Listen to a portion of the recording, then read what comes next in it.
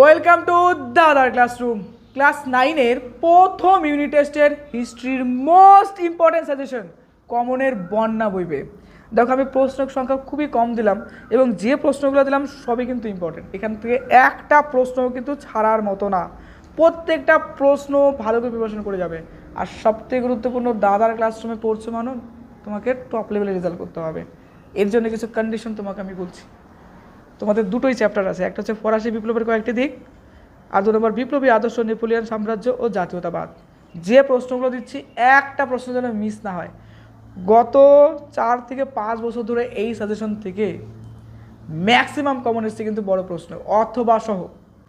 আচ্ছা, অধ্যায় 1 প্রথম চ্যাপ্টার ফরাসি বিপ্লবের কয়েকটি দিক। দেখো 2 বা 4 নাম্বার হিসাবে সেপ্টেম্বর হত্যাকাণ্ড বলতে কী বোঝো, অস্ট্রিয়া রিজিম বলতে কী বোঝো, 3 নম্বর টেনিস কোর্টের শপথ বলতে কী বোঝো, কীভাবে ফ্রান্সের সন্ত্রাসের শাসনের অবসান ঘটে। যেগুলো রেড কালারের প্রশ্ন ওগুলো কিন্তু most important. Next, physio cards কারা, বই বের করো, বইয়ের মধ্যে ইম্পর্টেন্টগুলো দাগিয়ে নাও স্টার করে। অত প্রশ্ন লিখতে হবে না খাতার মধ্যে, অত টাইম নেই লেখার, তাই না?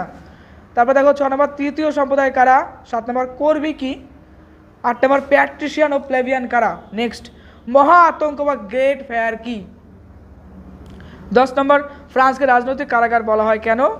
11 নম্বর ফ্রান্সকে ভ্রান্ত অর্থনৈতিক জাদুঘর বলা হয় কেন। দাগিয়ে নাও। ভালো রেজাল্ট করার টেকনিক অনেকে কমেন্ট করতেছো দেখলাম, অবশ্য বলা উচিত। দেখো সাজেশন পড়ো, আমার মানা নাই, কিন্তু সাজেশনের পাশাপাশি দেখো যে কোনো সাজেশন পড়ার একটা সিস্টেম হয়। অনেকেই ভুলভাল প্রসেসে পড়ে, এই প্রসেস পড়া উচিত না। আমি যেটা বলছি সেটা খেয়াল করো, যেহেতু ম্যাক্সিমাম তোমরা টপার এই সাজেশনগুলো দেখছো। তো অনেকে জানো, অনেকে জানো না, যারা নতুন তারা হয়তো জানো না যে তোমাদের যে দুটো চ্যাপ্টার আছে না ইতিহাসের, ওই ইতিহাসের দুটো চ্যাপ্টার প্রথমত রিভিশন করবা, 2 থেকে 3 বার রিডিং করবা। অনেকে মুখস্থবিদ্যায় যায়, মুখস্থবিদ্যা যাওয়ার দরকারই নেই, মুখস্থবিদ্যা করে কোনো দিনও ভালো রেজাল্ট হবে না। হয়তো 2-1 জন করতে পারে, কিন্তু মুখস্থবিদ্যা ভালো না। আমি সায়েন্সের, তার জন্য বলবো মুখস্থবিদ্যা ভালো না, বুঝে বুঝে পড়ো। তো প্রথমত ইতিহাসের ওই চ্যাপ্টারটা 2 থেকে 3 বার রিভিশন করে নিলাম, তাহলে টোটাল কনসেপ্ট তো মাথার মধ্যে ঢুকে গেল। এরপরে কী করবে বলো তো, এই যে প্রশ্নগুলো আছে এই প্রশ্নগুলো বইয়ের মধ্যে স্টার করে দেখানো আছে, বাস ওগুলো কয়েকবার রিভিশন করে নেবো। তাহলে প্রথম প্রসেসে কী করবে, প্রত্যেকটা চ্যাপ্টারের একটা অক্ষর বাদ দেবে না, টোটালটা রিডিং করে নেবা জাস্ট 2 থেকে 3 বার, কয়েক ঘন্টা টাইম লাগবে, হয়ে গেল। তারপরে এখানকার মোস্ট ইম্পর্টেন্ট প্রশ্নগুলো 2 থেকে 3 বার পড়ে নেবা। তাহলে তোমার মাথার মধ্যে কিন্তু হিস্ট্রি সিরিজ চলা শুরু করলো। এবার তুমি খাতাতে যাই লিখবা হিস্ট্রি বেরোবে, অন্য কিছু বেরোবে না। বাস কমন আসুক না আসুক বানিয়ে লিখে দিতে পারবে। কমন আসলে ভালো, যদি কমন না আসে তোমার টোটালটা তো পড়া আছে, বুঝতে পারলে? আর এই প্রশ্নগুলো ম্যাক্সিমাম পড়ে রাখলে যদি এইগুলো চলে এলো তো বিন্দাস প্রিপারেশন দুর্ধর্ষ পরীক্ষা দিয়ে চলে আসতে পারবা।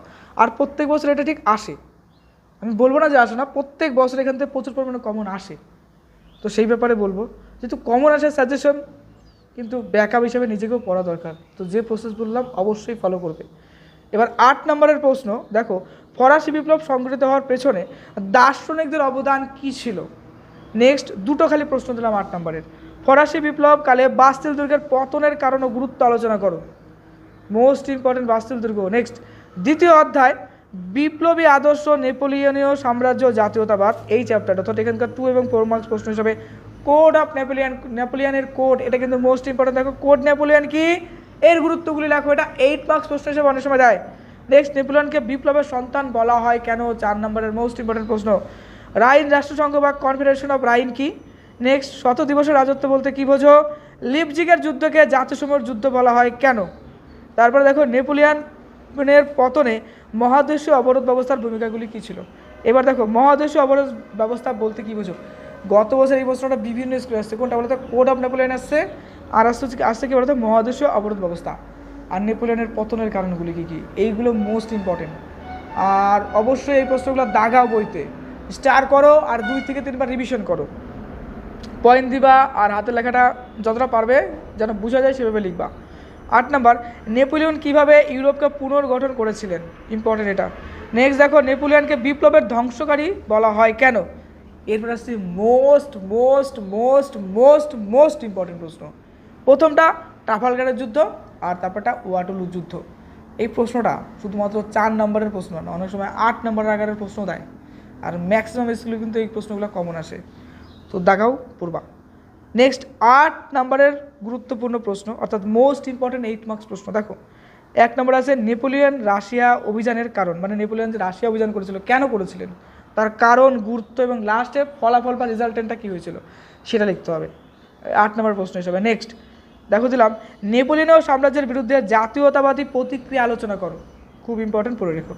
আর এটা ছাড়াও এক্সট্রা হিসাবে কিছু দেখে রেখো এই চ্যাপ্টারে 8 নম্বর প্রশ্ন হিসাবে। দেখো নেপোলিয়ন ফরাসি রাজনীতির প্রেক্ষাপট, এটা সাম্রাজ্য জাতীয়তাবাদের আদর্শ নেপোলিয়ন সম্পর্কিত, আর নেপোলিয়নের ক্ষমতা লাভের কাহিনী সম্পর্কে যা যেন লিখো।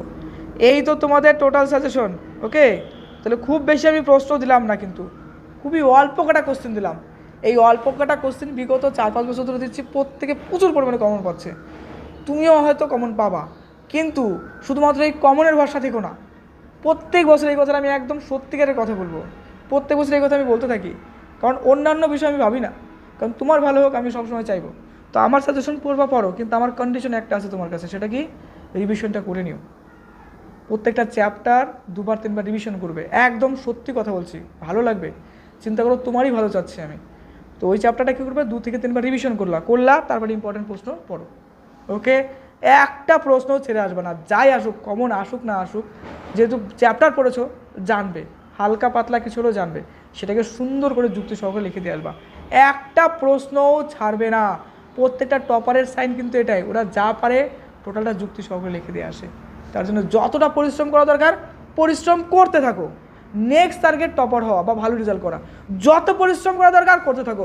পরীক্ষা থেকে একটাই মাত্র কথা হবে, রিভিশন রিভিশন রিভিশন। ওকে, মন দিয়ে পড়ো, আর ভালো পরীক্ষার জন্য অবশ্যই বলবো best of luck for your best exam. আর সবথেকে গুরুত্বপূর্ণ, নিজেকে ভালো রাখো আর খুব ভালো থেকো।